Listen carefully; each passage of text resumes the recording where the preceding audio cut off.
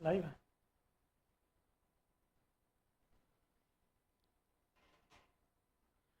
शुभ संध्या मेरे प्यारे साथियों, आप सभी का स्वागत व अभिनंदन है यकसीट के ऑफिशियल ऐप पे। शाम के 5 बज चुके, 5:10 हुए हैं। अपने समय से 10 मिनट विलम्ब हो तो आप सभी से माफ़ी भी चाहूँगा शुरुआत में ही। और आप सब उम्मीद है कि अच्छे से होंगे और अपनी पढ़ाई में लगे होंगे, ऐसी आशा मैं आप लोगों से रखता हूँ। कल की क्लास में हम लोगों ने बात किया था अलंकार का कौन सा प्रकार, एक बार कमेंट कर दीजिएगा आप लोग कि कहाँ तक बातचीत हो पाई थी। एक बार कमेंट कर देंगे, उसके आगे फिर कंटिन्यू किया जाए।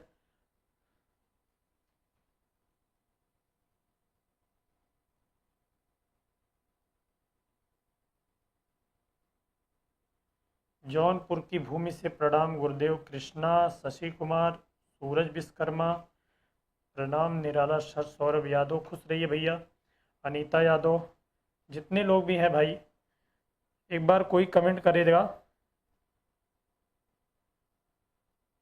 एक बार कोई कमेंट कर दीजिए कि कहाँ तक बात हो पाई थी।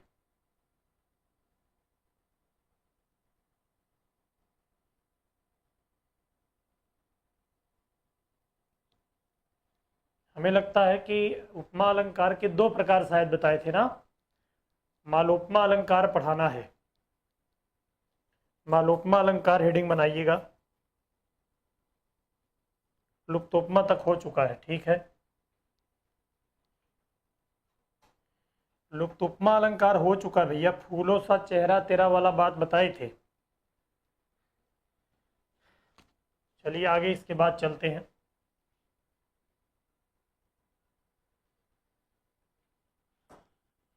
आइए देखा जाए।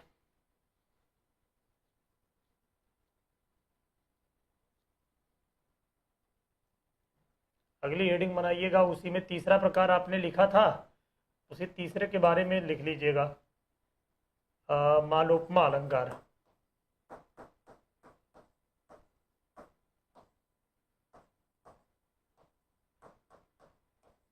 हमने आपको एक बताया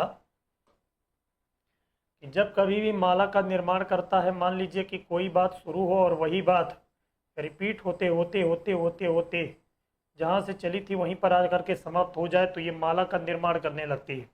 ऐसी स्थिति में इसी का नाम दिया जाता है मालोपमा अलंकार। ठीक, तो ठीक ऐसे ही संरचना यहाँ पर नजर आएगी। वो बात क्या है? अच्छा, जलेबी पढ़ना है, जलेबी वाला अलंकार। अच्छा, हाँ, पॉइंट मिलने के बाद कहाँ चूकने वाले, इतना तो काबिल नहीं है आप लोग।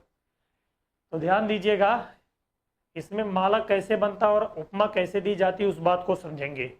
मालोपमा का मतलब ये होता है कि जहाँ पर अलंकार में उपमेय की संख्या 1 रहे और उपमान की संख्या ज़्यादा हो जाए तो वही वो माला के जैसा निर्माण करने लगे, तो विद्वानों ने उनका नाम रख डाला मालोपमा अलंकार। इसका फिगर क्या कैसे बनेगा? उपमेय की संख्या 1, उपमेय की संख्या 1 होगा भैया पहली चीज। उपमेय की संख्या 1, उपमान की संख्या बढ़ जाती है। उपमान नंबर 1, उपमान नंबर 2, उपमान नंबर 2, उपमान नंबर 3,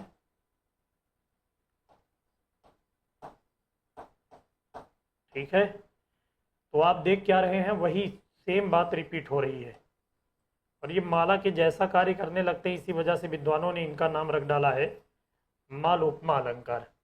ठीक है, यही बात पढ़ना है। आइए अब इसके उदाहरण को सेट करते हैं, यानी उदाहरण देखा जाए और बातों को क्लियर किया जाए। ये रही इसकी संरचना और इसके बाद आइए उदाहरण दिखाते हैं। तो इसकी बातों को लिखेंगे।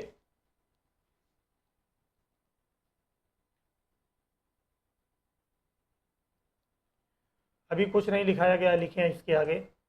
जहां पर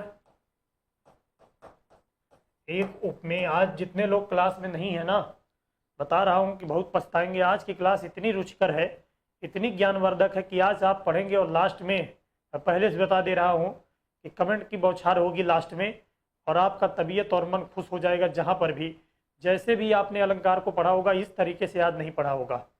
आगे 9-10 अलंकार को मैं एक साथ पढ़ाने वाला हूँ। और उसकी बातों को ग्राफ से बताऊंगा, मजा आ जाएगा आप लोगों को। ठीक है ना। जहां पर काव्य में लिखेंगे इसकी बात, उपमेय की संख्या उपमेय एक हो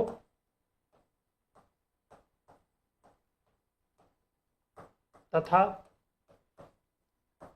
उपमान की संख्या बढ़ जाए, तथा उपमान की संख्या बढ़ जाए,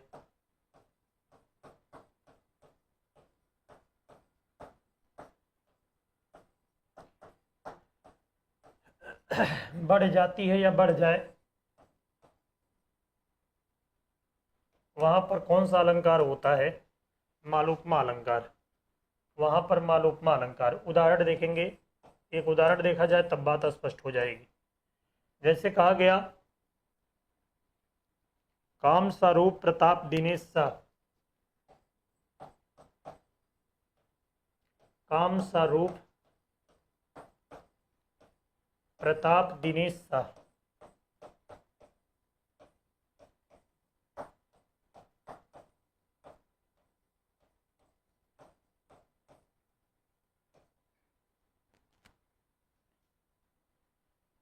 सोम सशील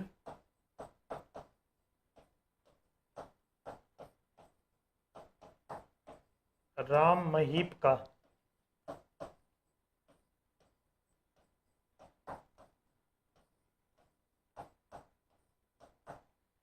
ध्यान देंगे, एक उदाहरण लिखा गया तुलसीदास जी के द्वारा रचित पंक्ति है।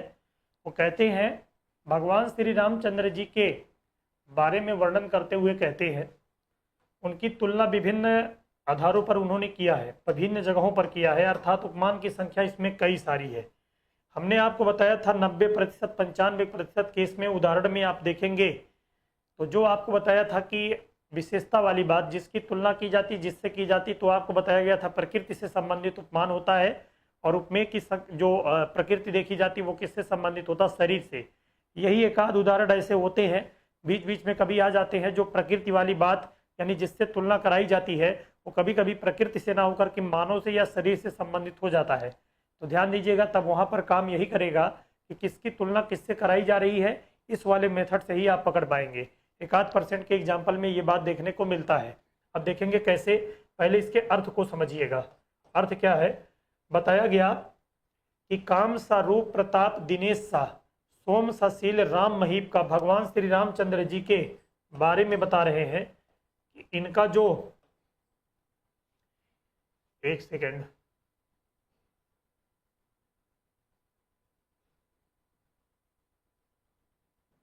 देखिए, भगवान श्री रामचंद्र जी के बारे में बता रहे हैं कि जहाँ पर उपमेय एक हो और उपमान की संख्या। हाँ देखें, बताया गया भगवान श्री रामचंद्र जी को केंद्र में रख करके इनको बताया जा रहा है कि इनका जो रूप होता है, रूप इनका देखने के बाद इनका रूप लग रहा है, भगवान श्री रामचंद्र जी के रूप को देखने के बाद लगता है कि इनका रूप किसके जैसा है? देवता कामदेव की तरह है, देवता कामदेव की तरह है। ठीक, देवता कामदेव की तरह इनका रूप बताया गया। यानी जानते हैं आप कि सुंदरता के प्रतीक देवता में कौन माने जाते हैं? कामदेव को माना जाता है। तो ठीक वही बात बताई गई कि जो इनका रूप देखने के बाद पता चलता है वो लगता है कि कामदेव के रूप की बात जो बताई जा रही है वो देवता कामदेव की तरह है। अगली बात, प्रताप दिनेश सा, प्रताप का मतलब होता है तेज या चमक से। प्रताप दिनेश सा, दिनेश मतलब होता है सूर्य का पर्यायवाची। तो इनका जो तेज और चमक देखने के बाद लगता है, इनकी आभा, इनके शरीर की सुंदरता देखने के बाद लगता है इनमें अंदर जो पाए जाने वाला तेज है, इस तेज को देखने के बाद लगता है कि ये कैसा है? सूर्य के जैसा है। तो राम की तुलना, राम के तेज की तुलना की गई किससे? दिनेश से, अर्थात सूर्य से। ठीक, सूर्य से। तो ये उपमान हुआ। अगली बात ध्यान दें, इसके बाद फिर क्या बताया जा रहा है? इतना ही नहीं, सोम सशील, इनके अंदर सहनशीलता जो है वो किसके जैसा है? देवता सोम की तरह। देवता सोम की तरह इनके अंदर क्या पाई जाती है? सहनशीलता पाई जाती है। सहनशीलता पाई जाती है इनके अंदर। सहनशीलता किसके जैसा? देवता सोम की तरह। सहनशीलता देवता सोम की तरह। सहनशीलता देवता सोम की तरह। रूप इनका किसकी तरह है? रूप को लेकर के तुलना कराया गया कामदेव से, रूप बताया जा रहा है कामदेव की जैसा। अगली बात, इनका तेज चमक बताया गया किसके जैसा? तेज बताया गया भगवान श्री रामचंद्र जी का जो चमक है वो सूर्य देवता की तरह है। तो आप क्या देख पा रहे हैं कि यहाँ पर उपमेय की संख्या 1 और उपमान की संख्या बढ़ गई है। उपमेय की संख्या 1, उपमान की संख्या बढ़ जाने की वजह से ये माला के जैसा एक कार्य करने लगा, अर्थात माला का निर्माण करने लगा।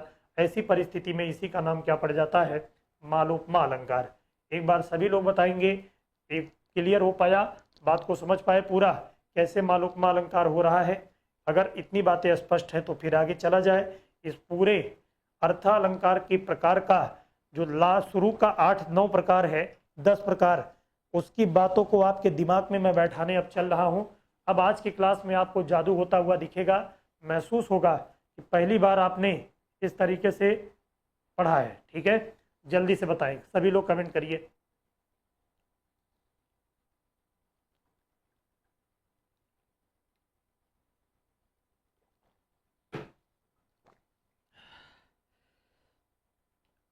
आगे इसके बाद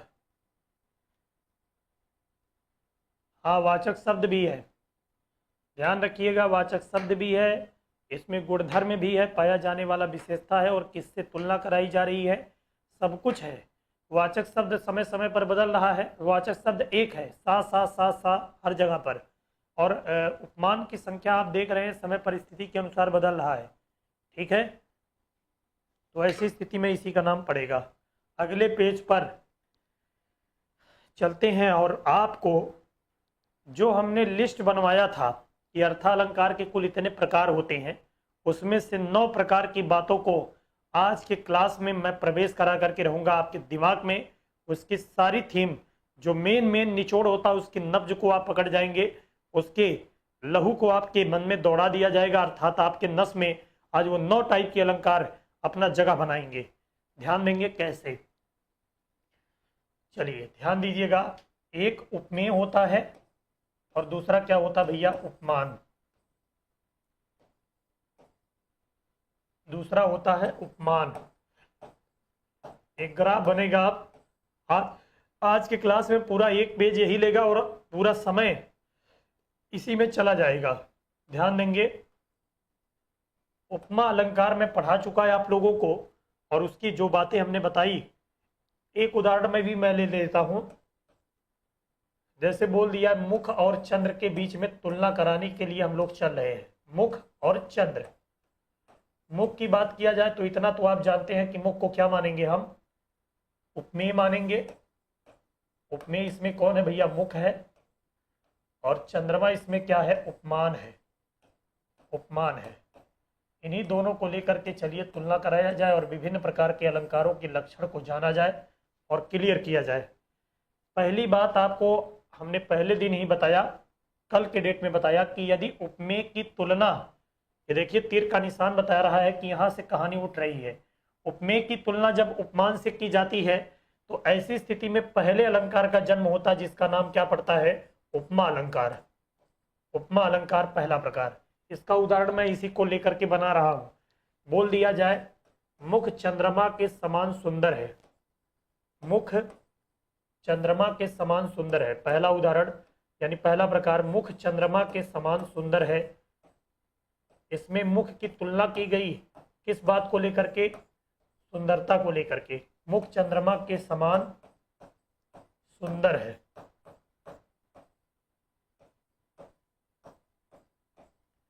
किसी के मुख की बात हो जाए, चाहे जिसके मुख की बात की गई हो, तो मुख की तुलना की गई चंद्रमा के जैसा, और मुख किसके समान सुंदर है? चंद्रमा के जैसा। चंद्रमा उपमान, मुख की तुलना की गई चंद्रमा से, तो ऐसी स्थिति में अलंकार का नाम क्या पड़ता है? उपमा अलंकार। यानी 1 नंबर कौन सा अलंकार है? उपमा। अब इसके बाद अगला प्रकार देखिएगा।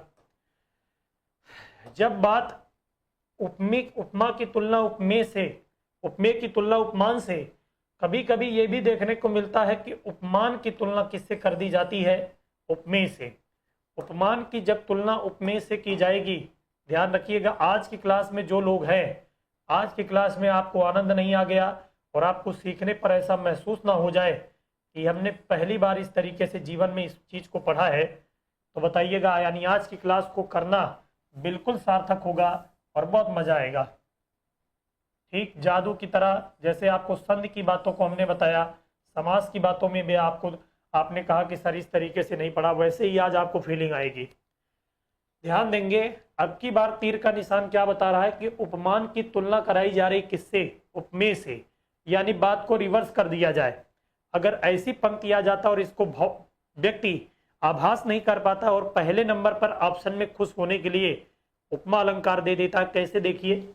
जैसे अगर बात को पलट दिया जाए, बोला जाए चंद्रमा मुख के समान सुंदर है, चंद्रमा मुख के समान सुंदर है।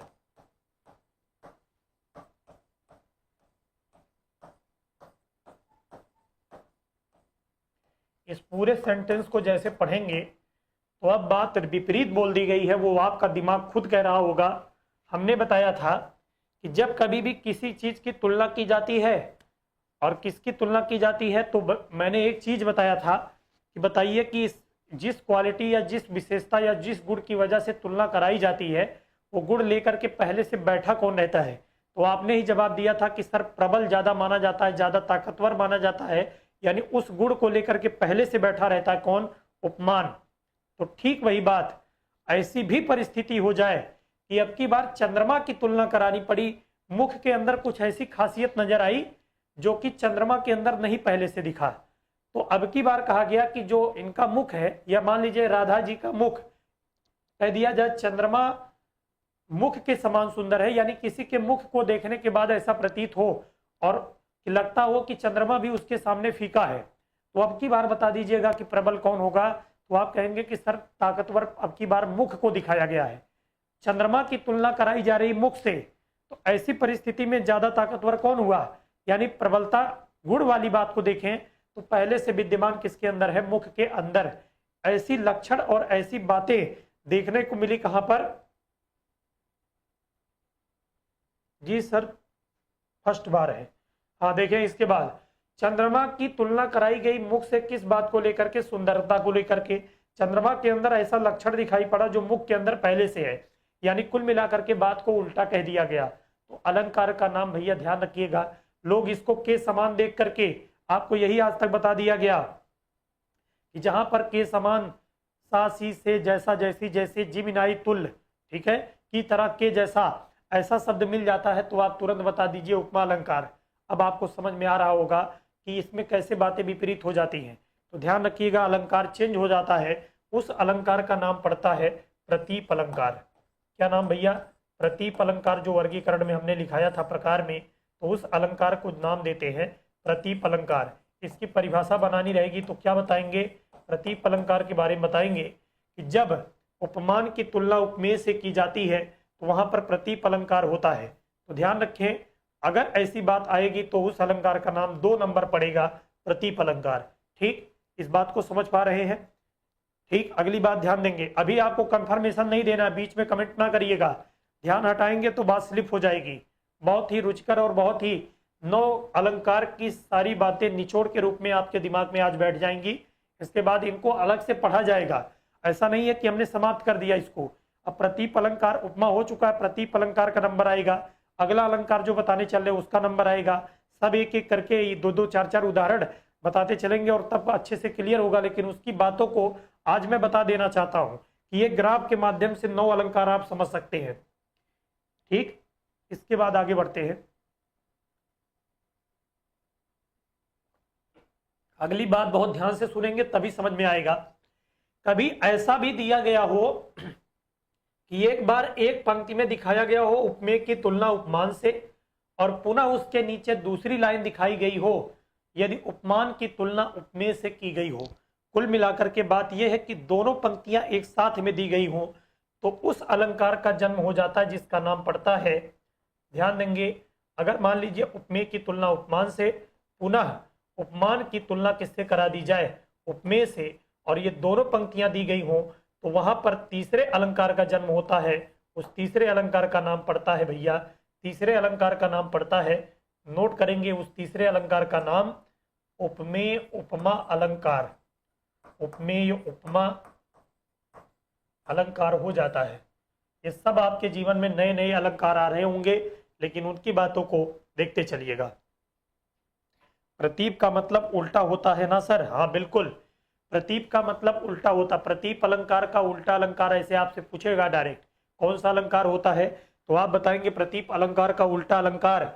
आप तुरंत बताइएगा प्रतीप अलंकार का उल्टा अलंकार कौन है, उपमा अलंकार। या फिर इसी बात को उल्टा पूछ लिया जाए, उपमा अलंकार का ठीक उल्टा अलंकार कौन होता है, तो आप बताएंगे प्रतीप अलंकार। अगली बात को ध्यान से देखिएगा, तीसरे प्रकार के अलंकार का जन्म हो चुका है। क्या नाम है उसका? कि यदि उपमेय की तुलना उपमान से, पुनः उपमान की तुलना उपमेय से कर दी जाए और दोनों पंक्तियां एक साथ दी गई हों, तो उस अलंकार का नाम कौन सा पड़ता है? उपमेय उपमा अलंकार।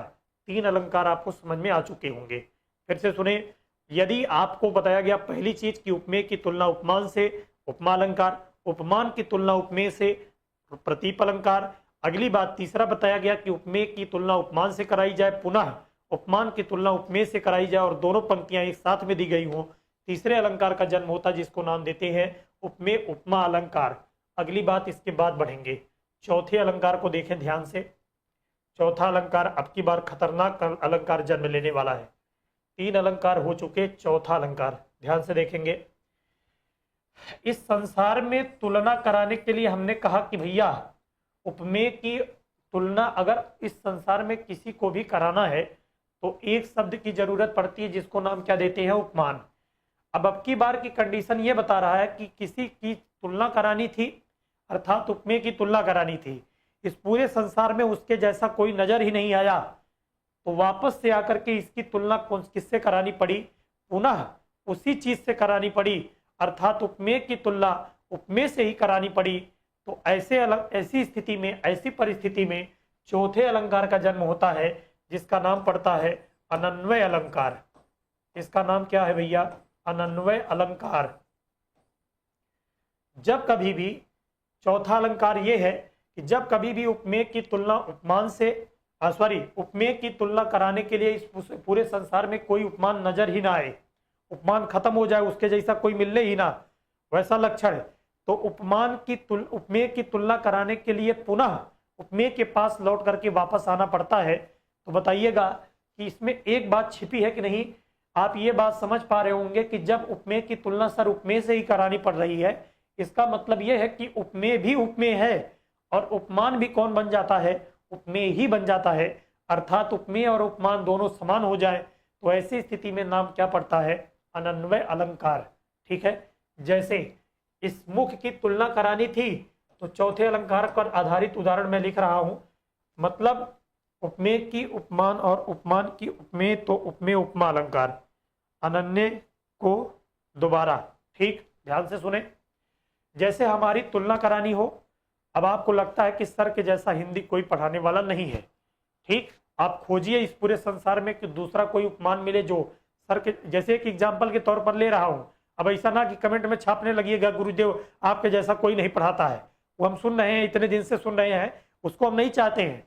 आप समझिए इसके बाद को, सेंस को, क्या है कि हमारे जैसा अगर तुलना कराना रहे तो तुलना कराने वाला कोई मिले ही ना, और वापस से आकर के हमारी तुलना किससे करानी पड़े? हमसे ही करानी पड़े। तो हम क्या हुए? हमारी तुलना करानी थी, अर्थात हम हुए क्या? उपमेय, और हमारी तुलना कराने के लिए उपमान की जरूरत थी, उपमान कोई संसार में नजर ही नहीं आया, तो वापस से आकर के हमारी तुलना हम ही से हुई। तो ऐसी स्थिति में उपमान कौन फिर बन गए? हम ही उपमान भी बन गए, हम ही उपमेय भी बन गए, अर्थात उपमेय और उपमान जब समान बन जाता है तो ऐसी स्थिति में नाम पड़ता अनन्वय अलंकार। नाम सुनिएगा क्या? जैसे आपसे पूछे जाएगा,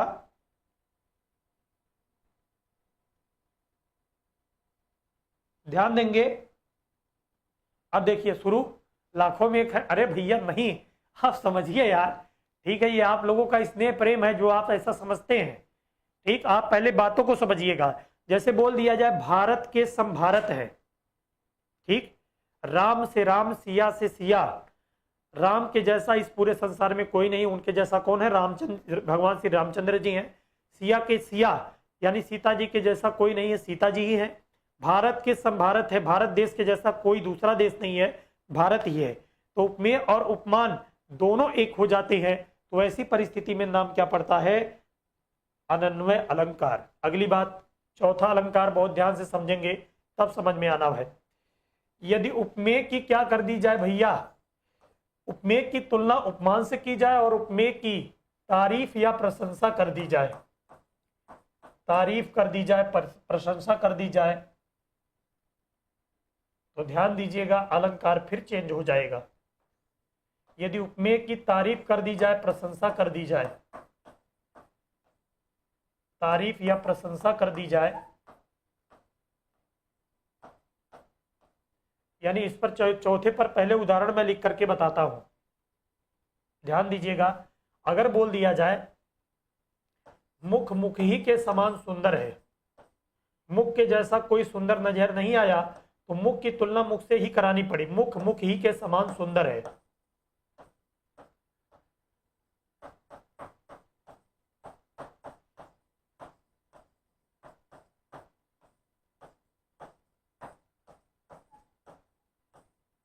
मुख मुख ही के समान सुंदर है, जब ऐसी बात हो जाती है तो नाम क्या पड़ता है? तो ऐसी स्थिति में अलंकार का नाम जन्म लेता है चौथा अलंकार। और यहां पर ये बताता ग्राफ कि क्या चौथे अलंकार पर कौन सा नाम है? अनन्वय अलंकार। इसको बाद में कायदे से नोट कर लीजिएगा, नेक्टर नोट से। एक पेज में पूरी बात आएगी, एक पेज की बात को लिखने के चक्कर में पता ना हो, पता चले कि इसका एक्सप्लेनेशन भूल जाइए। तो ध्यान से सुन लीजिएगा, अभी क्लास खत्म होगा, 10 मिनट लगेगा, नोट कर लीजिएगा लेक्चर नोट से। लेकिन उससे पहले बातों को समझें। हमने कहा कि यदि उपमेय की प्रशंसा की जाए, और अब इसमें पहली बात समझिएगा, उपमेय की तुलना उपमान से की जाती है। अब की बार क्या की जाए, तुलना कराने के बाद एक ऐसा कोई चीज डाल दिया जाए जो प्रदर्शित करता हो कि प्रशंसा किया जा रहा है, तारीफ किया जा रहा है, ऊंचा दिखाया जा रहा है, अर्थात उसके गौरव को बढ़ाया जा रहा है। वो है कौन? उपमेय। तो अगर ऐसी स्थिति बनती है तो स्वतः यह समझ लेना चाहिए कि किसको नीचा दिखाया गया? उपमान को नीचा दिखाया गया। जैसे मान लीजिए कि उपमेय महाराणा प्रताप शेर के समान बहादुर थे, और कह दिया जाए वो महाराणा प्रताप दयालु भी थे। तब आप बताइएगा, जब दूसरी बात को डाला जाएगा, दूसरे लक्षण को डाला जाएगा, तो इसमें एक बात तुरंत समझ में आती दूसरी लाइन को पढ़ने के बाद कि महाराणा प्रताप दयालु थे। इसका मतलब ये दयालु वाली भावना किसके अंदर नहीं है? शेर के अंदर नहीं है। तो किसको उठा दिया गया? उपमेय को, अर्थात महाराणा प्रताप को। और किसको गिरा दिया गया? तो आप बताएंगे कि सर इसमें आप गिरा दे रहे हैं, नीचा दिखा दे रहे हैं, किसको? शेर को। तो यही बात बताई गई कि यदि उपमेय की तारीफ कर दी जाए, प्रशंसा कर दी जाए, और तुलना में उपमान को नीचा दिखा दिया जाए, तो वहां पर अलंकार का जन्म होता है व्यतिरेक अलंकार। क्या नाम पड़ेगा भैया? व्यतिरेक अलंकार। यही सब परिभाषा लिखवाएंगे अलग से, व्यतिरेक अलंकार। अभी आप कहेंगे कि सर ये 9 अलंकार तो हम सीख गए, व्यतिरेक अलंकार, ये अलंकार का नाम कौन सा पड़ेगा? 5वां नंबर अलंकार। यदि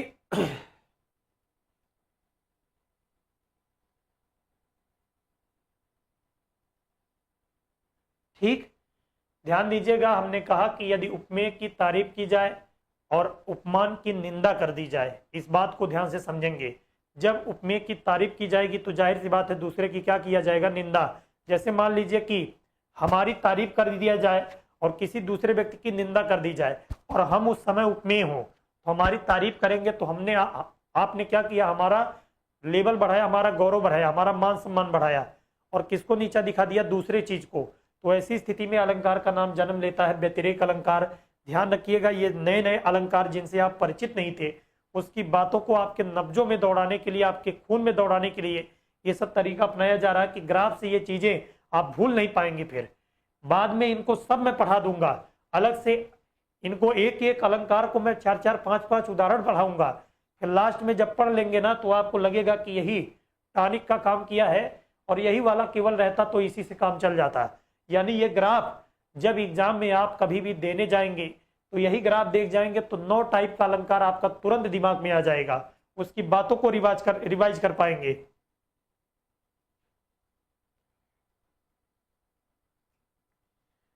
सर नहीं समझ में आया, जब सुनेंगे नहीं ध्यान से कैसे समझ में आएगा भाई? 5वां अलंकार फिर से देखिए। जैसे कह दिया जाए, अब इसकी तुलना कैसे की जाएगी, प्रशंसा कैसे की जाएगी? 5वां बात समझिएगा। पांचवा अलंकार पर आधारित उदाहरण मैं बना रहा हूं।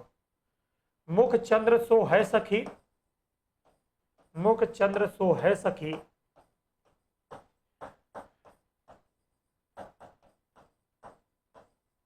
मधुर बचन सविशेष, मधुर बचन सविशेष।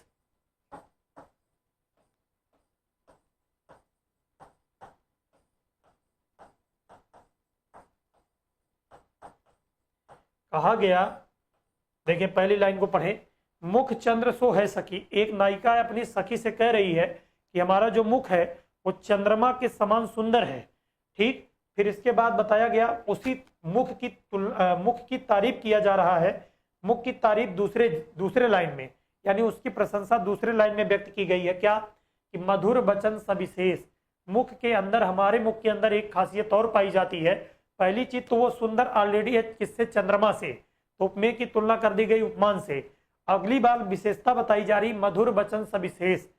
लेकिन एक खासियत है जो मुख के अंदर पाई जाती है। अब आप कहेंगे कि सर इसमें तो ये लिखा नहीं गया है कि मधुर वचन यानी मीठे वचन बोलने के लिए चंद्रमा को माने कि मुख को माने। तो ये स्वतः समझना पड़ेगा कि क्या बताइए, मधुर वचन को कह पाने में चंद्रमा सफल हो पाएगा कि मुख सफल हो पाएगा? तो ध्यान रखिएगा।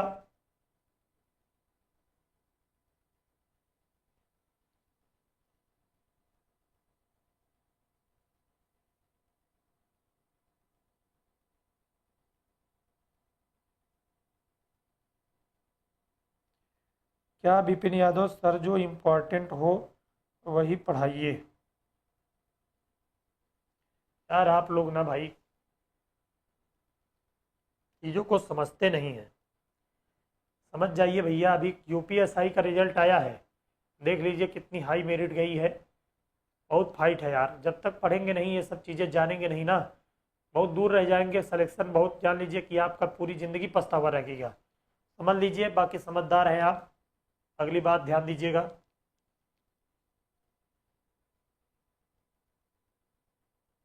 पहली बात तो आज आप विपिन यादव जी बहुत दिन बाद दिखाई पड़ रहे हैं। हमें लगता है कि पहली बार आप नज़र आए हैं। तो कैसे समझ में आ जाएगा? 20 से क्लास करेंगे तो कैसे समझ में आएगा? और कोई भाई कमेंट करे कि नहीं समझ में आ रहा है। इतना आसान भी नहीं है, नए नए टाइप का अलंकार है।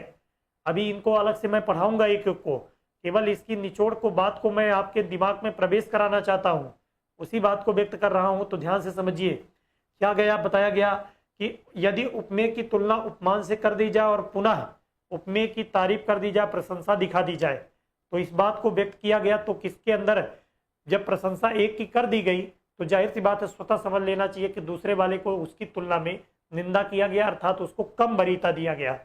अब इसमें देखिएगा, मुख चंद्र सो है सखी। एक सखी कहती है अपनी दूसरी सखी से कि जो हमारा मुख है वो चंद्रमा के समान सुंदर है। और अगली बात बताई गई मधुर वचन सविशेष। चंद्रमा के अंदर बोलने की क्वालिटी नहीं होती है, तो स्वतः समझ लेना है कि ये किसके बारे में बताया जा रहा है? मुख के बारे में। मुख की तारीफ अब दूसरे लाइन में बताई गई कि मुख चंद्रमा के समान सुंदर तो होता ही है, लेकिन एक खासियत होती है जो चंद्रमा के अंदर नहीं पाई जाती। मुख अपनी बातों को, सुंदर वचन को, सुंदर वाणी को व्यक्त कर पाने वाला होता है, लेकिन चंद्रमा के अंदर ये क्वालिटी नहीं होती है। तो ध्यान रखिएगा, वही उसकी प्रशंसा को बढ़ा दिया, उसकी तारीफ कर दिया, तो वैसी स्थिति में अलंकार का नाम पड़ गया पांचवा अलंकार। ठीक है।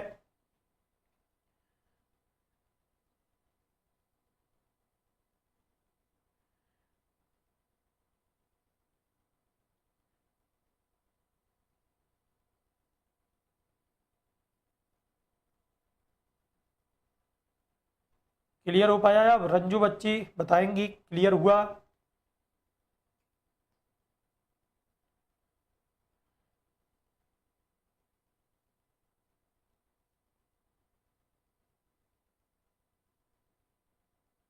समझ पाए? क्लियर हो गया। अगली बात, हम है ना, क्लियर नहीं होगा तो हम तो हैं ही हैं, भगे थोड़ी हैं। आप अपनी समस्या को बताइए, दूसरे डे में दूसरे तरीके से बताया जाएगा। अगली बात, पांचवा अलंकार हो गया, छठवां अलंकार ध्यान दें। अगली बात ध्यान दीजिएगा, यदि उपमेय की और उपमान के बीच में कोई समानता ही ना हो, सॉरी, उपमेय और उपमान के बीच में कोई अंतर ना हो, और इसी अंतर को बोला जाता है, आज तक आपने पढ़ा होगा, अभेद आरोपण किया गया हो तो वहां पर अभेद आरोपण किया गया हो तो सतवां अलंकार जन्म लेता है, छठवां अलंकार जिसका नाम पड़ता है रूपक अलंकार। आज तक इस बात को समझ नहीं पाए होंगे, केवल परिभाषा रटे होंगे, तो बहुत ध्यान से समझने का प्रयास करिएगा कि वास्तव में बताया क्या जा रहा है और बताने की कोशिश क्या की जा रही है।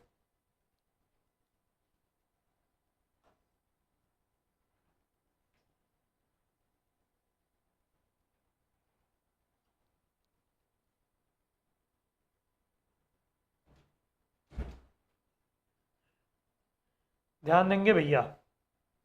अगली बात, रूपक अलंकार आज तक जितना भी पढ़े होंगे, मैं अगर पूछ लूं कि अभेद का आज से क्या समझ पाए, नहीं बता पाएंगे कि क्या आज तक आप जान पाए हैं। हाँ, दोबारा देखिएगा, बिल्कुल दोबारा देखने को बनता तभी जान पाएंगे। देखिएगा, बताया गया कि यदि उपमेय को उपमान के बीच में, उपमेय और उपमान के बीच में कोई अंतर ना हो। आप आज तक परिभाषा क्या पढ़ते आए रूपक अलंकार का? कहने का मतलब ये बताया गया कि पहली चीज उपमा अलंकार में बताई गई कि उपमेय की तुलना उपमान से की जाती है तो उपमा अलंकार होता है। रूपक अलंकार के बारे में आज तक पढ़ते आए होंगे कि यदि उपमेय और उपमान के बीच में अभेद आरोपण किया गया हो, वहां पर रूपक अलंकार होता है। इस अभेद का मतलब समझिएगा, मतलब नहीं, भेद का मतलब होता है अंतर, यानी उपमेय और उपमान के बीच में कोई अंतर ही ना हो, तो ऐसी स्थिति में उसी अलंकार को नाम क्या देते हैं? रूपक अलंकार, अर्थात सतवां अलंकार, छठवां अलंकार जन्म लेता है जिसको नाम दिया जाता है रूपक अलंकार। ठीक, जैसे बताया गया अभेद आरोपण क्या है, वही बात तो बता रहा हूं बच्चे, ध्यान दीजिएगा, क्योंकि ये किताबों में लिख दिया गया लेकिन किसी को सेंस नहीं समझ में आता है। अभेद का मतलब क्या होता है? भेद अगर बोला गया होता तो भेद का मतलब ये है कि अंतर दिखाया जाता, और अभेद का मतलब होता है अंतर न होना। जैसे उपमेय और उपमान के बीच में कोई अंतर ही ना हो। जैसे याद हो, जैसे बोला गया महाराणा प्रताप शेर के समान बहादुर है। अब की बार की लाइन अगर रूपक अलंकार को बनाना हो तो क्या बोलेंगे? महाराणा प्रताप शेर है। अब ऐसी कोई समानता वाली बात, यानी ये समानता को व्यक्त करने वाला ना कोई शब्द आएगा और ना ही किसकी तुलना कराई जाएगी, बल्कि सीधे सीधे बता दिया जाएगा कि महाराणा प्रताप जैसा शेर होता है, जो शेर होता वैसे ही महाराणा प्रताप है, उसमें कोई अंतर नहीं है। महाराणा प्रताप बराबर में शेर, तो दोनों के बीच में कोई अंतर नहीं, और यही कहलाता क्या है? अभेद आरोपण। यानी उपमेय के अंदर उपमान का अभेद आरोपण कर दिया जाता है, अर्थात उन दोनों के बीच में कोई अंतर ही दिखाई नहीं पड़ता है। जैसे आपने सुना होगा, दूसरा उदाहरण लिखेंगे, ध्यान दीजिएगा, दूसरा उदाहरण सुनेंगे। जैसे आपने सुना होगा, हाँ बिल्कुल सरिता बच्ची से सही लिखे हैं। ठीक, ध्यान देंगे कैसे? जैसे भगवान श्री कृष्ण अपने माता के सामने कहते हैं कि मैया मैं तो चंद्र खिलौना लई हूं। वो कहते हैं कि माता जी हमको जो चंदा मामा वाला खिलौना है, ऐसा नहीं कर रहे हैं कि चंदा मामा के समान जो खिलौना होता है वो दीजिए, बल्कि वो जो खिलौना है और जो चंदा मामा है उसी खिलौने को ही मान लिए हैं, क्या चंदा मामा मान लिए हैं। यानी चंदा मामा यानी चंद्रमा और खिलौने के बीच में उनको कोई अंतर दिखाई नहीं पड़ रहा है, क्योंकि वो अबोध है, उनको नहीं पता है कि वो चंद्रमा कभी खिलौना नहीं हो सकता है, लेकिन उस खिलौने को वो क्या मान रहे हैं? उस चंद्रमा को क्या मान रहे हैं? खिलौना मान रहे हैं। तो दोनों के बीच में उनको कोई अंतर नजर नहीं आया। ऐसे ही नाम क्या दिया जाता है अलंकार का? रूपक अलंकार। एक बार सभी लोग कमेंट करेंगे, क्या इस बात को समझ पाए? अगर मैं इसका उदाहरण लिखूं तो क्या हो जाएगा? छठवें अलंकार का बोला जाएगा मुख चंद्र है। और ध्यान रखिएगा, सबसे बड़ी पहचान, उपमेय और उपमान के बीच में योजक चिन्ह का प्रयोग अनिवार्य रूप से देखने को मिलता है। मुख चंद्र है, यानी मुख और चंद्रमा के बीच में अब कोई अंतर नहीं है। मुख चंद्रमा के समान था तो जानते हैं यहां पर तुलना कराया गया। अब की बार मुख चंद्र है, यानी ध्यान रखिएगा इन दोनों के बीच में कोई भी अंतर नहीं हुआ, नाम पड़ेगा रूपक अलंकार। सातवां अलंकार देखते हैं, तब तक आपका कमेंट भी आ जाएगा। यस सर, क्लियर है। जहां पर उपमेय को उपमान मान लिया जाए, बोल सकते हैं सर।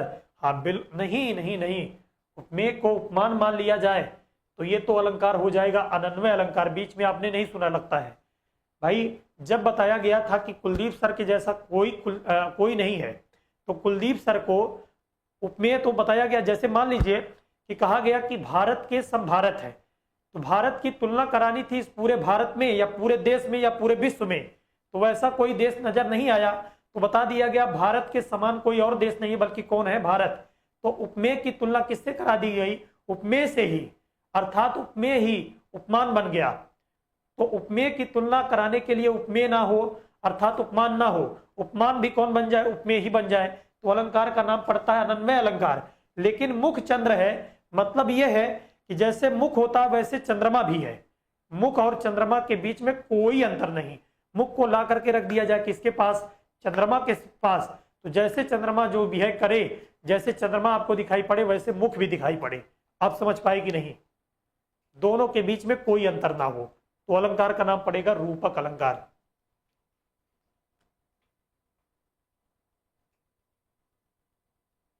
हाँ बिल्कुल, सूरज विश्वकर्मा जी का बात एकदम क्लियर है। चरण कमल बंदो हरिराई, ठीक है, सूरदास जी कहते हैं कि चरण कमल बंदो हरिराई, मैं भगवान श्री कृष्ण के चरण रूपी कमल रूपी चरण की वंदना करता हूं। अर्थात कमल और चरण के बीच में उनको कोई अंतर नहीं नजर आता है। अगर वो वंदना कर दिए किसकी, कमल की, तो उनको लगता है कि हमने भगवान श्री रामचंद्र जी, भगवान श्री कृष्ण के चरण की क्या कर दिया हूं, वंदना कर दिया हूं। बस इतना सा जानिए। अब क्लियर हुआ। साक्षी बच्ची बताएंगी आप, क्लियर हुआ। आपका जब तक नहीं समझ में आएगा भाई, तब तक तो फिर कैसे पढ़ा जाए। एक आध लोग अगर इसे कमेंट बीच में कर देंगे। अगली बात ध्यान दें, इसके बाद का अलंकार है सतवां अलंकार, जो आप आज तक नहीं समझ पाए होंगे उस अलंकार को समझिएगा। सतवां अलंकार का नाम है उत्प्रेक्षा अलंकार। उत्प्रेक्षा अलंकार, उत्प्रेक्षा अलंकार में आज तक आपने पढ़ा होगा, यदि उपमेय में उपमान की संभावना बताई जाए, संभावना बताई जाए, संभावना जताई जाए, तो ऐसी स्थिति में संभावना बताने के लिए अलंकार का नाम पड़ जाता है उपमेय उत्प्रेक्षा अलंकार। और ध्यान देंगे कैसे, सतवां अलंकार जैसे बनेगा, मुख मानो चंद्र है, मुख मानो चंद्र है, ये बात बन जाएगी, मुख मानो चंद्र है। आप चलते रहते हैं, किसी का मुख आप देखे तो देख करके इतना आकर्षित हुए कि आप उसके मुख में संभावना जताने लगते हैं कि इस मुख को देखने के बाद हमको ये संभावना लग रहा है। मैंने मान लिया कि हमने मुख नहीं देखा बल्कि चंद्रमा को देखा है। तो ध्यान रखेंगे, जब मुख मानो चंद्र है ऐसा बोला जाएगा, तो जब मुख को चंद्रमा की संभावना बताई जाएगी, यानी मुख में चंद्रमा की संभावना दिखाई पड़ेगी, तो उसी संभावना को व्यक्त करने के लिए अलंकार का नाम क्या पड़ता है, तो ध्यान रखिएगा, अलंकार का नाम पड़ेगा उत्प्रेक्षा अलंकार। ठीक है, मुख मानो चंद्र हो, ठीक, या बोल दिया जाए महाराणा प्रताप मानो शेर हो। ऐसा नहीं है कि महाराणा प्रताप शेर ही है, यहां पर संभावना एक जताई जा रही है कि जो शेर के अंदर कुछ क्वालिटी होता है वैसी ही क्वालिटी हमको नजर आई किसको, जैसे आप मान लीजिए कि उनकी कोई बलशाली वाली चीजों को देखिए, तो ऐसा वो बलशाली, ऐसा कोई प्रतिक्रिया आपके सामने दिखाएं, ऐसा क्रियाकलाप करें जो आप शेर के अंदर देखते हो, तो आप क्या कह दीजिए, उसी शेर की बातों को व्यक्त करने के लिए संभावना जता दीजिए किसके अंदर, किसके अंदर, महाराणा प्रताप के अंदर। तो आप बोल देते हैं इन महाराणा प्रताप की बातों को देखने, क्रियाकलाप को देखने के बाद ऐसा लग रहा है मानो ये शेर हो, ऐसी बातों को देखने के बाद लग रहा है कि मानो ये शेर है। तो ध्यान रखिएगा, वहां पर अलंकार का नाम क्या पड़ता है। क्लियर हो पाया कि नहीं भाई, क्लियर हो पाया कि नहीं, बताते चलेंगे भैया।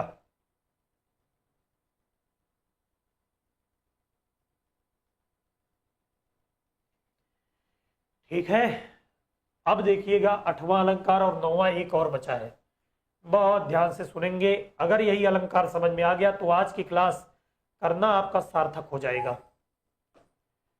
ध्यान दीजिएगा, अगले अलंकार का नाम है यस सर क्लियर है। क्लियर क्लियर क्लियर, सभी लोग फटाफट कमेंट कर दिएगा। हाँ, मनु मानो जन जानो, ये सब चीजें बताएंगे आपको। मजा आ रहा होगा आपको क्लियर से कि इतने अच्छे से एक्सप्लेन किया जा रहा है एक एक बातों को, छोटी छोटी बातों को, कि वो कैसे अप्लाई करना आप सीखिए। मैं चाहता हूं कि कभी मैं आपको दो एग्जाम्पल ना रटा दूं, बल्कि उस तरीके को समझा दूं कि आप काबिल हो पाइए कि आपके सामने एग्जाम्पल आए तो उसमें चयन कर पाइए कि ये 6-7 अलंकार कैसे आप देख करके तुरंत बता सकते हैं। अगली बात ध्यान दीजिएगा, बहुत खतरनाक और बहुत ही संदेह, और ध्यान रखिएगा बहुत डाउट में रहने वाला अलंकार अब आ चुका है, जिसका नाम है 8वें अलंकार का संदेह अलंकार। इसके बारे में एग्जाम्पल कुछ लिखना नहीं है, बस केवल समझना है।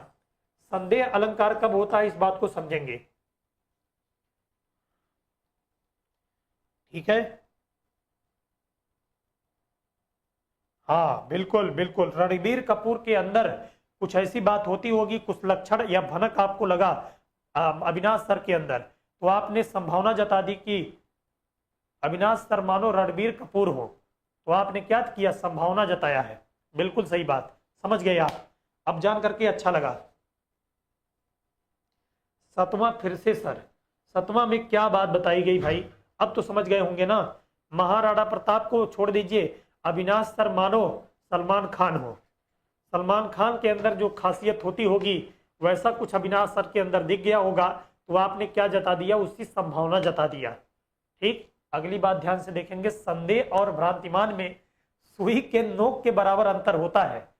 दोनों अलंकार अगर समझ गए, अच्छे अच्छे लोग इसके अंतर नहीं कर पाते हैं, लेकिन हम आपके साथ हैं ना, क्लियर होकर के तभी क्लास छोड़ा जाएगा, बहुत ध्यान से समझेंगे। संदेह अलंकार क्या होता है उस बात को समझिएगा।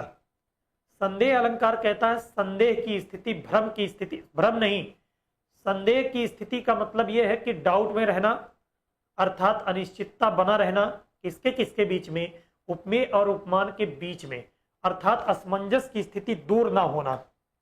आप डाउट में बने रहिए, हमेशा अनिश्चित हो रहिए कि उपमेय है कि उपमान है, और उपमेय उपमान के बीच में जब संदेह बना रहता, बरकरार रहता है, लास्ट तक बरकरार रहता है, और वो स्थिति आपकी दूर ना हो पाए, अलंकार का नाम क्या पड़ेगा, संदेह अलंकार। अनिश्चितता बरकरार रहे, अनिश्चितता बरकरार रहे, अभी एक का एग्जाम्पल बताएंगे, समझ में आ जाएगा।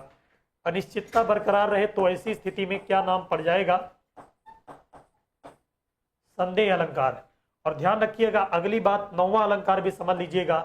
अनिश्चितता में जब कोई कार्य कर दिया जाता है, यानी कोई डिसीजन ले लिया जाएगा, कोई निर्णय ले लिया जाएगा, कोई कार्य कर लिया जाएगा, जब कार्य को अंजाम कर दिया जाता है, कार्य कर दिया जाए यानी निष्कर्ष उसका निकल जाए, कार्य कर दिया जाए, तो ऐसी स्थिति में अलंकार का नाम पड़ता है भ्रांतिमान अलंकार। 9वां अलंकार है भ्रांतिमान अलंकार। बहुत ध्यान से समझिएगा, उदाहरण देते ही तुरंत समझ में आ जाएगा, और इसमें इसको हल्के में ना लीजिएगा। सारी बीच नारिम भागे जा रहे हैं, एक वही रट लिए हैं, वही भागते हैं, उसकी बातों को नहीं समझ पाएंगे। बहुत बारीक सा अंतर है, अच्छे अच्छे लोग अंतर नहीं कर पाएंगे। ध्यान रखिएगा, हमने कहा कि संदेह हमेशा बरकरार रहे, वो दूर ना होने पाए, असमंजस की स्थिति बनी रहे, तब अलंकार का नाम पड़ेगा संदेह। और संदेह को दूर करने के लिए जब व्यक्ति किसी कार्य को अंजाम दे देता है, अर्थात कार्य कर डालता है, तो वो किसका विषय बन जाता है, फिर भ्रांतिमान अलंकार का। जैसे मान लीजिए कि आप हमको ऑनलाइन में देखे हैं, आप मान लीजिए कि अपने यहाँ बाहर कहीं निकले मार्केट में घूमने के लिए।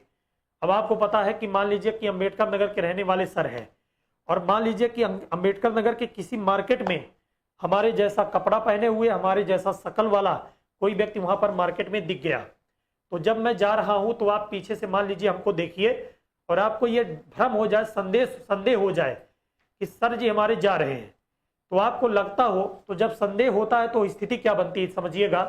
व्यक्ति ये सोचता है कि यार सर जी ही हमारे हैं कि नहीं है, एक बार पूछ ले, रुकवा ले कि ठीक पड़ेगा कि नहीं पड़ेगा। बाद में पता चले कि वो ना हो, तो आप बताइए, ये आपके मन में असमंजस की स्थिति लगातार बनी रहती है कि नहीं रहती है।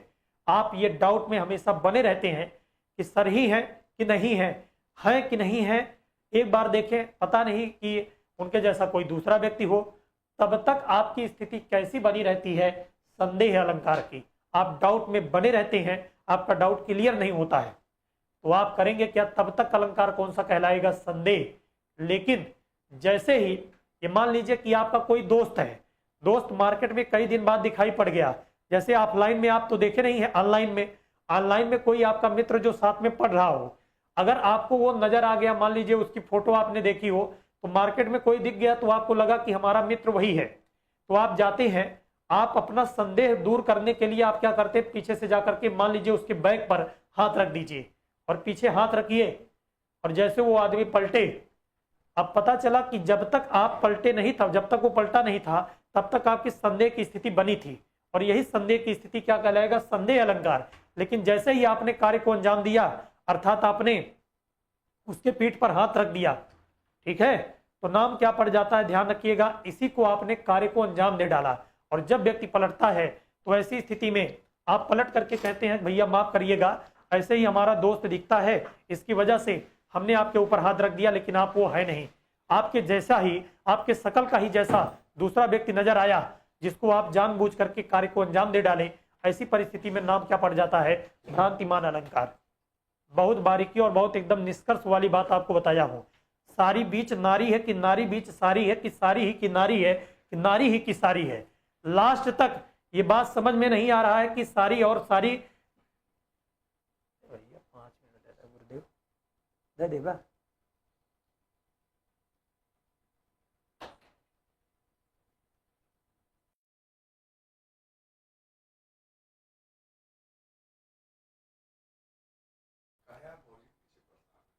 पढ़ा ले देगा भैया 5 मिनट, अब कैसे छोड़ दे बिहान, फिर पूरा बनाओ ऊपर ही। एक बार तुरंत शुरू हो गया था, चालू करा यार।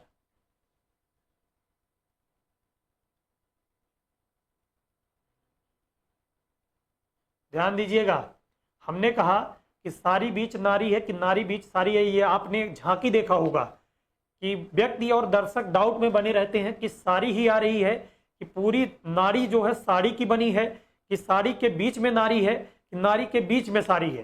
तब तक व्यक्ति भ्रम में बना रहता है, और भगवान कसम खा रहे हैं कि वो घर भी चला जाता है, तब तक उस बात को इमेजिन करता है, तब तक उसका डाउट ही बना रहता, क्लियर नहीं हो पाता है। तो वो स्थिति क्या कहलाती है, भ्रांति संदेह की स्थिति कहलाएगी।